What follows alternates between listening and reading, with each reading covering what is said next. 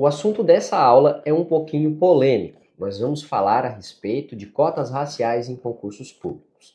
Planejei aqui uma aula na qual eu não vou falar tudo o que poderia sobre cotas em concursos públicos. E lembro que vamos falar exclusivamente sobre cota racial. Nessa aula não vamos falar sobre a questão dos PCDs.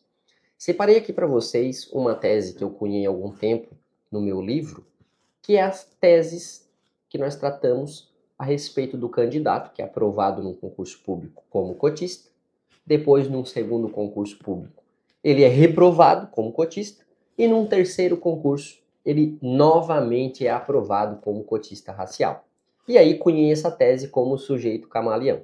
No decorrer do tempo ele vai mudando de cor, uma hora é reconhecido como cotista racial, outra hora não é reconhecido como cotista racial. Pois bem, vamos aqui à nossa apresentação costumeira no nosso slide. Você está verificando aqui que o nosso tema é realmente esse, cotas raciais em concursos públicos e o sujeito camaleão. Antes de nós discutirmos alguns aspectos conceituais ou doutrinários, é importante lembrar que existe uma decisão em repercussão geral, que é uma ação declaratória de constitucionalidade, na qual o Supremo Tribunal Federal entendeu que cota racial em concurso público é constitucional. Partindo desta premissa, não vamos discutir se é justo, se é injusto, se os negros e os pardos merecem ou não merecem concorrer numa lista apartada. Não vamos tomar partido neste vídeo, pelo menos com relação a essas questões morais e éticas, porque o Supremo Tribunal Federal disse que essa lei é constitucional. Então, sob a ótica estritamente jurídica, em cima de algo que já foi declarado constitucional, nós temos algumas premissas importantíssimas. Convoco vocês aqui a entender, no primeiro item do nosso slide, aquilo que o Supremo Tribunal Federal decidiu. Ele disse que é legítimo, então, a utilização de critérios subsidiários. Tá? Como assim? Então, você que está fazendo um concurso público, que é a primeira viagem, ou você que já está há mais tempo neste universo, se inscreve como cotista racial. Originalmente, essa inscrição ela é deferida. Mas e como é que eu vou evitar fraude?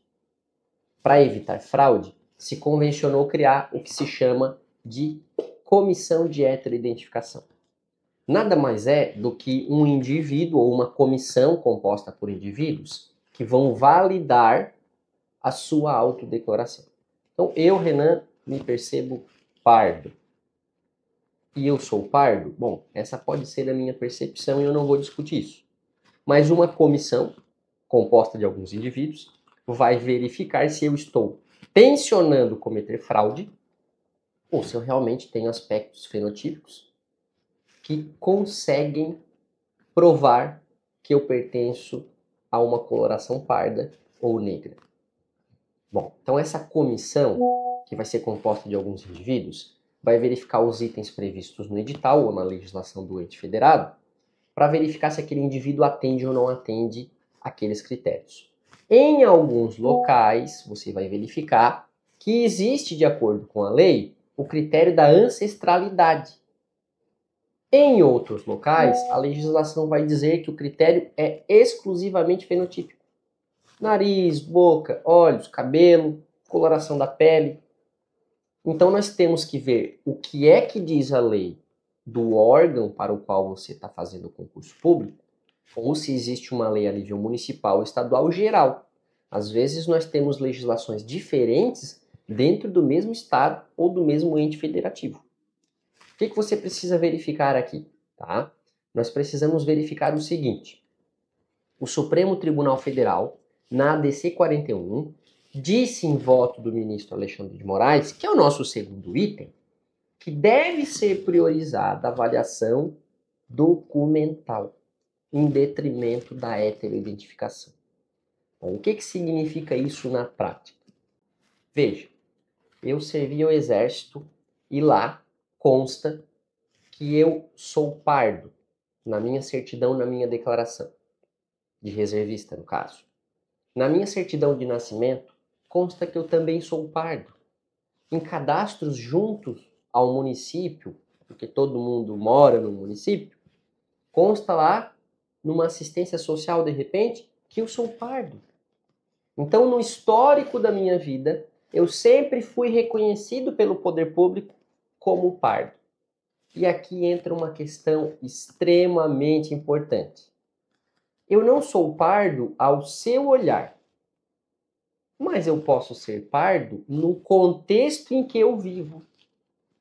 Veja, se eu moro na Finlândia, mesmo eu sendo branquinho, talvez para os finlandeses eu não seja branco. E se eu não sou branco, eu preciso ser pardo. Porque não existe outra categoria, já que, evidentemente, negro eu não sou. Então, ainda que, ao seu olhar, eu não seja pardo, e eu aqui não se refere a mim, mas se refere a qualquer candidato, pode ser que no contexto em que ele viveu, ele sofreu uma estigmatização. E a ADC 41 disse exatamente isso, que o objetivo das cotas raciais é fazer o quê? Um resgate histórico das pessoas que foram excluídas em condição racial. E este contexto, obviamente, é diferente da Bahia para Joinville e Santa Catarina. Então, em Joinville, em Pomerode, em Blumenau, nós tivemos uma colonização alemã muito forte. Então, indivíduos ali que são muito mais brancos do que no geral do nosso país, podem sim praticar, e eu não estou dizendo que o fazem, mas podem sim praticar alguma espécie de discriminação com alguns que não são tão brancos quanto eles. Naquele contexto regional, o indivíduo pode ser considerado pardo. E aí ele vai fazer jus a concorrer às vagas reservadas à ação afirmativa. Agora, num universo em que muitos são negros e de coloração mais escura, como me parece pela pesquisa que fez o IBGE no estado da Bahia, que os próprios baianos, verificando alguém com uma tonalidade de pele mais clara, não o julguem merecedores, e vamos utilizar essa frase, não o julguem merecedores de concorrerem às políticas de ação afirmativa. Então veja, aqui nós teríamos uma espécie de discriminação inversa, em que o pardo é discriminado não pelo branco, mas discriminado pelos negros, que não o entendem como pertencendo àquela etnia.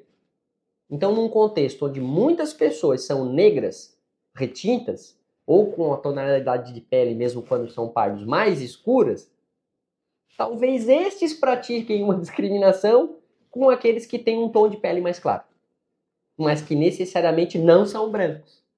São pardos, mas não reconhecidos no contexto em que vivem.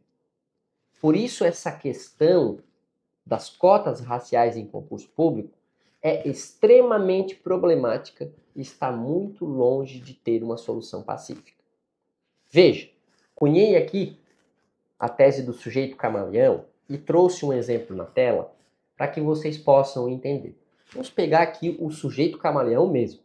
Num concurso no ano de 2017, ele foi reconhecido como cotista racial por determinada banca em determinado concurso. Pode ser um concurso diferente, pode ser uma banca diferente, para mim não tem importância. No ano de 2018, a autodeclaração dele como pardo foi rejeitada. A comissão, naquela ocasião, disse: olha, você não vai concorrer às cotas, não se enquadra no conceito de um pardo.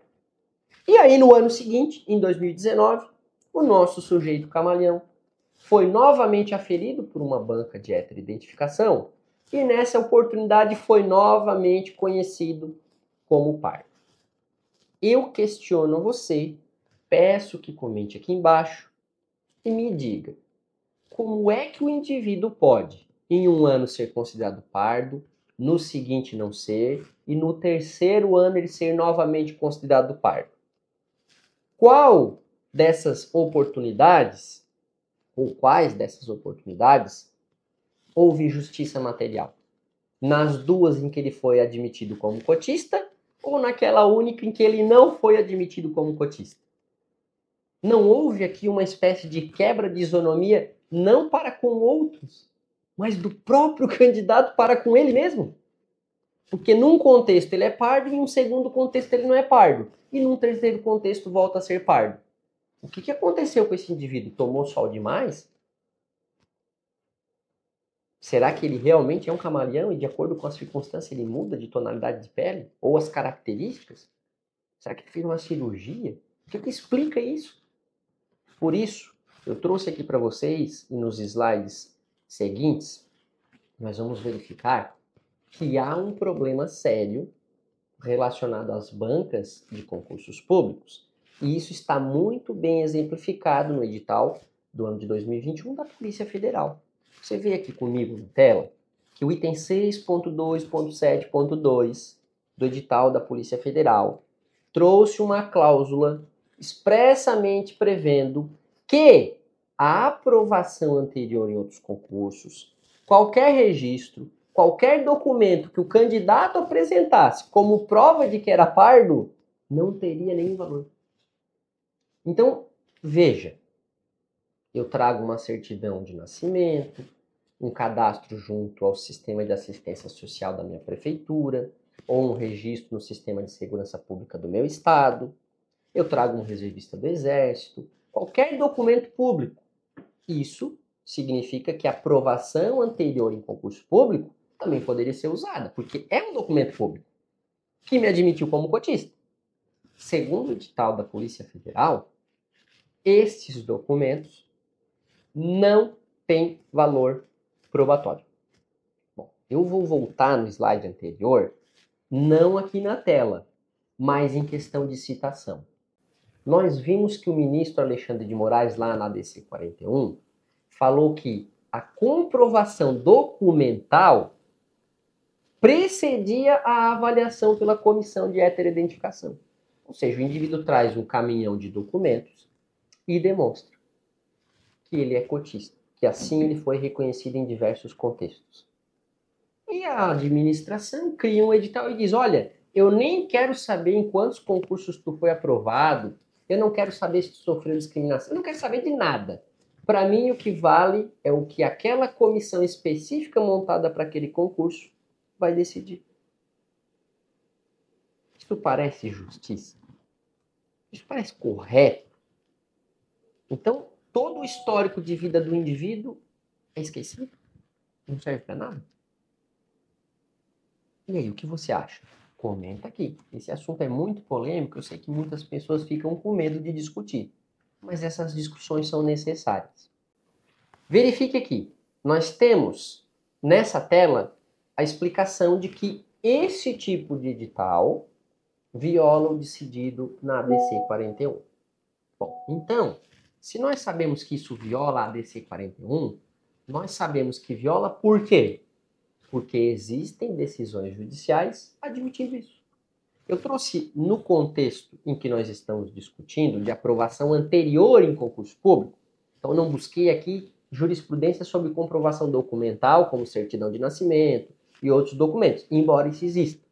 Mas para conceito da aula, trouxe aqui, você está vendo comigo na tela, decisão do TRF1, do Tribunal de Justiça do Distrito Federal e do Tribunal de Justiça de Mato Grosso do Sul, no qual se admitiu que indivíduos aprovados em certames anteriores não poderiam ter a sua autodeclaração como cotista racial rejeitada. Olha que absurdo. Na decisão do Tribunal Regional Federal do Distrito Federal, né, da primeira região, você verifica que a decisão cita que o indivíduo já teve aprovação anterior e que agora havia sido reprovado. Mas foi uma? Não, aqui no item eu estou citando 5 aprovações anteriores. Esse aqui era um sujeito camalhão constatado. O indivíduo foi aprovado em 5 concursos anteriores, passando por 5 bancas de heteroidentificação diferentes. Então ele foi amplamente admitido como cotista racial. Mas nesse concurso em específico, se entendeu que ele não era cotista. E na via administrativa, toda a documentação apresentada pelo candidato não teria valor nenhum. Muito bem fez o Tribunal Regional Federal, que anulou essa decisão e validou a situação do indivíduo como cotista racial. Aqui na parte de baixo, nós temos novamente, tá, Tribunal de Justiça do Distrito Federal, no qual ele disse que se há uma dúvida racial, olha, tem uma dúvida aqui, eu não sei se esse indivíduo é ou não é, e ele já tem aprovações anteriores em outros certames. Então, prevalece a presunção de que ele é cotista. E à direita, nós temos aqui uma decisão para mim que é exemplar do Tribunal de Justiça de Mato Grosso do Sul, na qual o desembargador relator, e aqui eu vou fazer a leitura para vocês, ele disse que é questionável a legalidade da previsão editalícia acerca da possibilidade de uma pessoa, por seu fenótipo, ser considerada negra em documentos públicos ou certames anteriores e não ser naquele em específico. Então, cláusulas editalícias como aquela da Polícia Federal, sob a ótica destes julgadores no Tribunal de Justiça de Mato Grosso do Sul, são absolutamente ilegais, a não falar injustas e discriminatórias. Não faz sentido nenhum que um indivíduo tenha que comprovar em cada concurso que ele é cotista racial. Você não concorda que deveria existir, no âmbito federal, no mínimo, uma comissão permanente que validasse o indivíduo e a partir do momento que ele fosse considerado cotista racial, ele não precisasse mais passar por bancas de heteroidentificação? Isso não resolveria o problema? Porque se o indivíduo é admitido por uma comissão nacional em uma única vez, e isso vai ter validade para todos os órgãos federados, eu não teria mais judicialização nessa área. Ou se tivesse, seria muito pequena. Porque 1 ou 2 vezes por ano, os indivíduos poderiam ser convocados para a aplicação dessa entrevista de heteroidentificação sem vincular a determinado concurso. E ele obteria lá um título, uma declaração, dizendo que passou por uma comissão de heteroidentificação nacional e teve a sua condição de pardo, de cotista racial, admitida. Então, quando ele se inscrevesse em qualquer concurso público, ele colocaria esse documento em anexo, que seria presumido verdadeiro, e não teria que participar de nenhuma comissão de heteroidentificação. Tá, e aqueles indivíduos que não conseguissem comparecer nessa agenda de 1 ou 2 vezes por ano, de forma federal, para se submeter à heteroidentificação? Bem, aí esses poderiam ser admitidos pela comissão de heteroidentificação daquele concurso específico. Mas jamais essa comissão poderia rejeitar o documento público que atesta que ele é cotista racial. Veja, essa ideia que eu estou propondo não é difícil de implementar. É muito simples e resolveria a judicialização excessiva que nós temos relacionadas aos cotistas raciais. Mas não existe um interesse do poder público de fazer isso, correto? Nunca vi ninguém propondo ideia semelhante ou similar. Se você viu, comenta aqui embaixo e vamos discutir. Prosseguindo com a nossa aula, eu trouxe aqui a ideia de que o sistema está contra você. Mantendo a coerência com os demais vídeos no canal, não podemos passar a mão aqui na cabeça da administração pública e do poder judiciário. Na realidade, o sistema, como já dizia Pierre Bourdieu, sociólogo francês, o sistema é construído em cima de uma autoridade que ele próprio afirma que tem. Essa legitimidade dessa autoridade está em xeque. Está sendo discutida como estamos fazendo agora. Porque o Estado afirma que está para nos servir. Mas, na verdade, ele vive servindo-se de nós. Como nós podemos verificar isso? No contexto do que disse aqui para você, qualquer reprovação não precisa ser em questão de concurso público nas cotas raciais. Pode ser qualquer uma. Teste de aptidão física, investigação social. Aquele edital que te reprova, como eu coloquei no início aqui, esse edital de reprovação é um ato administrativo presumido legal e verdadeiro. Então, você é que tem que provar que a administração estava errada. Então, é um ato que disse que você não é cotista racial. Aí, a presunção de destruir esse ato tem que ser sua. O ônus probatório é seu. Agora, vamos pegar a mesma etapa no concurso público, na qual se admite que você é cotista. Agora, este ato, que é igualzinho ao anterior, só que em seu benefício, aí ele não tem presunção nenhuma. Porque você pega essa aprovação no concurso anterior e diz comissão, mas aqui tem um ato administrativo legal, válido, que se presume juridicamente correto, que diz que eu sou pardo. E agora? E aí a comissão lança cláusulas no edital, como nós acabamos de ver, e diz: Não, não, o que aconteceu fora desse concurso não me importa. Então veja, o mesmo ato praticado numa mesma fase do concurso público, quando é para te ferrar, ele tem presunção para fora do concurso público. Mas quando esse ato tende a te beneficiar, o sistema o ignora. E muitas vezes o próprio Poder Judiciário. Eu trabalhei em vários casos desses, nos quais o julgador diz que, olha, não vou me meter aqui no critério de avaliação, porque a banca muito bem colocou as razões, eu não vou me meter no mérito administrativo. Mas, excelência, o indivíduo foi aprovado 3 vezes em outros concursos. E o juiz não se mete. Não se mete ou não quer trabalhar? Diz aí, o que você acha? O juiz não se mete porque não pode ou porque ele não quer? Será que a lei não permite que ele faça isso? Acabamos de ver 3 decisões de tribunais paradigmas, nos quais a aprovação pretérita foi utilizado como fundamento para anular a decisão administrativa. Mas você pesquisando a jurisprudência, vai verificar que muitos julgadores ignoram essas provas. E dizem, olha, a comissão disse que tu não é negro e deu. Mas, excelência, em 3 concursos eu fui declarado como cotista racial. Não sei de nada. O edital diz que isso aí não pode ser analisado, não vou analisar. O edital é a lei do concurso. É brincadeira. Mas se você pesquisar, vai ver que é verdade. Então o sistema está ou não está contra você? Me parece que sim. Por isso que é importante que a contratação de um profissional para defender o seu caso seja feita com muita parcimônia, com muito cuidado, investigando a qualidade deste profissional e o tipo de profissional que ele é. Porque para atuar em defesa do direito de candidatos em concurso público, não basta conhecer o direito. Tem que saber brigar por ele. E isso é importante. Então fica aqui meu destaque para você. Seguindo na nossa aula, eu trouxe agora um outro problema que nós vimos. Isso se repete reiteradamente. Agora, dessa vez, no edital da Polícia Militar de São Paulo, que eu trouxe aqui na tela para você. O item 6.5.10.8, isso, de acordo com o decreto que tem no estado de São Paulo, ele acaba reproduzindo a ideia de que se o indivíduo não tiver a autodeclaração de cotista racial reconhecida, ele é excluído do concurso. Então, veja bem, o candidato cotista concorre na lista de ampla concorrência e concorre na lista de cotista racial. Só que em São Paulo, e não é só em São Paulo, existe uma prática bem discriminatória de que o indivíduo que não tem a condição de cotista racial reconhecida, ele é excluído do concurso de ambas as listas. E aí nós estamos verificando aqui que o edital, então, acaba praticando uma discriminação.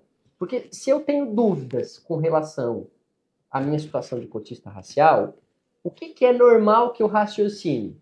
Olha, eu vou concorrer na ampla, porque ali está garantido que eu vou concorrer. Vai que eu me cadastro como cotista, a banca não admite isso e eu sou excluído do concurso, mesmo que eu tenha nota pela ampla concorrência.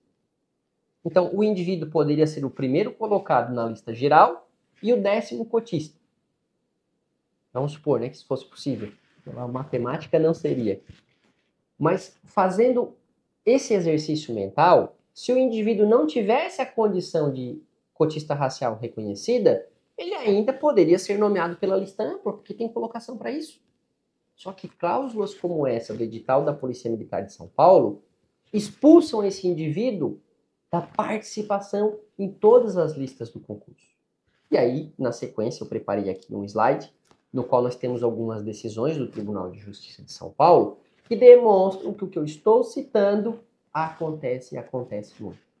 Então, o Tribunal de Justiça de São Paulo tem muitas decisões, aqui eu trouxe apenas 2, demonstra que se o indivíduo se inscreveu como cotista racial, mas ele não procurou fraudar, porque veja, existe uma diferença para você que está assistindo o vídeo entre fraudar a comissão ou se reconhecer como cotista e essa admissão não ser feita pela banca de heteroidentificação. Fraudar é eu me pintar, eu fazer um bronzeamento artificial, eu dar um jeito no meu cabelo, né, dar um tapa no visual para parecer que sou cotista racial. Outra coisa bem diferente é eu me identificar como pardo, mas essa identificação não ser corroborada por outras pessoas. Então, o Tribunal de Justiça de São Paulo muito bem decide essa questão de que o indivíduo pode sim ser reprovado nas cotas, pode ser que a comissão não o entenda como cotista, mas se ele tiver nota para permitir a concorrência pela lista geral, lá ele deve permanecer. Então, tá vendo como essas questões de cotas raciais, elas são amplamente judicializadas? Isso aqui é uma coisa que eu costumo dizer, falei isso no vídeo anterior, que quando nós precisamos de um tribunal de justiça para dizer que 1 mais 1 é 2, nós estamos ferrados, né? Quer dizer, não tem forma de funcionar a administração. Isso é um sistema que não vai chegar em lugar nenhum que nos dê algum benefício. Daqui é só para baixo. Um tribunal tem que dizer que a pessoa que não teve a condição como cotista, aferida, que ela não pode ser excluída da ampla concorrência, que é uma lista distinta, é o fim da picada. Mas acontece. E muito. Seguindo aqui, já entrando na parte final da nossa aula, eu separei aqui um tema que também é muito corriqueiro, que envolve a questão de desistência de candidatos cotistas. Veja, eu poderia ter a desistência do candidato cotista ou a reclassificação dele. Naquele exemplo mal formulado agora há pouco, de que o indivíduo cotista era o primeiro da lista geral, se ele é o primeiro da lista geral, ele não vai continuar lá na lista de cotas. Ele vai ser nomeado pela ampla concorrência. Então abre-se as portas para que outros cotistas sejam classificados. Porque se eu fizer um raciocínio inverso, não, o cara é o primeiro na lista geral, mas ele também é o primeiro cotista. Não, vou nomear ele como cotista. Pô, mas o cotista não é o primeiro a ser nomeado. É 20% das vagas, ele é o quinto a ser nomeado. Então eu teria que nomear 4 da lista geral e depois nomear um da lista de cotas. Aí, nesse caso, eu vou nomear o segundo colocado antes do primeiro? Qual é a lógica disso? Mas isso também virou judicialização. Porque a administração não quer nomear o máximo possível de pessoas pretas ou pardas. Parece que, de propósito, ela gera demandas para o Poder Judiciário. Porque o que ela faz? Nomeia o primeiro lugar geral como cotista. E vamos supor que é um concurso que tem apenas 5 vagas. Então ela nomeia um cotista e 4 da ampla. Não, mas na verdade ela nomeou 5 da ampla. Porque o cotista era o primeiro geral. O que ela deveria fazer? O primeiro não é mais considerado cotista. Ele é considerado da ampla. Nomeio 4 da ampla e agora eu nomearia o segundo da lista de cotas. Porque o primeiro entrou pela ampla. Mas isso não acontece na prática. A judicialização é excessiva. Mas na ADC 41, o Supremo Tribunal Federal constou de forma expressa que as cotas raciais incidem em todas as etapas de um concurso público. Então é normal que um cotista, por exemplo, vamos supor aqui que o primeiro da lista de cotas, em determinado momento do concurso, na prova objetiva, ele não tinha nota para ficar dentro da ampla concorrência. Mas, com a prova discursiva, com etapas de títulos, lá no final do concurso, ele passou a ter nota suficiente dentro da ampla concorrência. Por isso que as cotas são aferidas em todas as etapas. Bom, na primeira etapa, o João não tem nota pela ampla, então permanece na cota. Na segunda etapa, o João passou a ter nota pela ampla, joga ele para a ampla e isso vai beneficiar outros candidatos cotistas na lista de cotas raciais. Uma vez que haja a desistência ou a reclassificação desse indivíduo nas cotas, surge o dever jurídico da administração de convocar o seguinte na lista. Como assim? No slide, eu dividi isso em 2 momentos. Antes da posse, depois da posse. Antes da posse são as etapas dentro de um concurso público. Então, o primeiro colocado da lista de cotas nem foi para a lista de ampla concorrência, mas ele reprovou em alguma coisa, ou desistiu, ou não compareceu na entrevista de heteroidentificação. Uma vez que ele é excluído daquela concorrência, não do concurso, mas daquela concorrência na lista de cotas, ele não é mais o primeiro, concorda comigo? Ele deixou de estar lá. E a classificação é uma classificação final, não essa precária durante as etapas. O que vai valer é a classificação ao final do concurso. Então, se o primeiro indivíduo, o segundo, o terceiro, não importa. Se algum cotista desistiu ou foi reprovado, há uma nova classificação. E aí o seguinte vai ocupar essa posição. Isso muda o quê? Na hora da administração nomear, veja, ela nomeou o indivíduo. Aqui no slide eu falei antes da posse e depois da posse, não da nomeação. Nomeei o Joãozinho. O Joãozinho nem apareceu, estava em outro concurso já. Se eu tinha necessidade de nomear um cotista, nomeei e ele não apareceu, o dever do próximo, o dever não, o direito do próximo já existe. Porque a administração manifestou interesse em contratar, aí aquele indivíduo não aparece, ela não nomeia mais ninguém da cota, aí no próximo ela vai nomear alguém da ampla concorrência. Ah, mas eu segui a lista. Eu nomeei 4 da ampla, nomeei 1 da cota. Aí esse da cota não veio, eu começo de novo. Vou nomear 4 da ampla para depois nomear 1 da cota. Errado! A nomeação depende da previsão legal. E a previsão legal decide que a nomeação vai reservar um percentual das vagas aos cotistas. Veja, depois da posse isso não ocorre. Porque este é o ponto que nós temos que nos concentrar. A nomeação tem um percentual de vagas destinadas aos cotistas. Depois que o indivíduo tomou posse, então o Joãozinho, cotista racial, nomeado, tomou posse. Trabalhou 2, 3, 4 dias. Pede exoneração, não quer ficar lá. Ah, mas agora é meu direito, tem que me nomear, porque o cotista que estava na minha frente desistiu. Não, ele não desistiu. A desistência é dentro das fases do concurso, ou até a nomeação. Quando ele toma posse, nós não podemos falar em desistência. Nós vamos falar em vacância. O cargo que estava preenchido não está mais preenchido. Só que o cargo não é de cotista. O cargo é único. O cargo é para colocar um servidor. Então, se o cargo está vago, eu vou nomear o próximo. E esse próximo é da onde? Eu não sei. Como é que está a nomeação no concurso? Eu já nomeei, por exemplo, 4 da ampla e 1 das cotas raciais? Já. Então, a próxima nomeação vai ser da ampla. Porque eu não estou mais substituindo um cotista por outro. Eu já cumpri o que a lei me exigia. A lei me exigia separar um percentual das nomeações, não da posse. Veja, se cada vez que um cotista racial pedir exoneração, aquele cargo só puder ser preenchido por um outro cotista, ele ia engessar a administração. Uma vez, então, nomeado e que esse indivíduo tenha tomado posse, não vai surgir o direito do próximo cotista. A menos que seja, obviamente, a ordem de nomeação procedente como a do próximo cotista racial. Acho que você conseguiu entender. Para a gente chegar agora no final da nossa aula, eu separei aqui nesse slide algumas questões importantes para você ter em mente e raciocinar. Que direitos que nós temos que lembrar, Renan? Vou fazer a leitura aqui com vocês. O percentual destinado aos cotistas, ele incide sobre a totalidade dos cargos previstos no edital. Para essa aula não ficar muito grande, não coloquei decisões judiciais, mas em tese você tem que entender o seguinte. Eu tenho aqui um cargo de bombeiro militar e vou fazer isso regionalizado. Algumas áreas de determinado estado vão concorrer a diferentes vagas, mas o cargo é o mesmo. Essa regionalização não pode impedir o percentual de vagas. Eu poderia, a exemplo, colocar uma única vaga para cada regional. No total geral, eu poderia ter aqui 5 vagas, uma para cada região, e nenhuma destinada aos negros. Bom, mas o cargo é único. A forma de prover é que é inovadora, que é regionalizada, mas o cargo é único. E eu não tenho como pegar, por exemplo, 20% de um e prover uma vaga aqui para um cotista racial.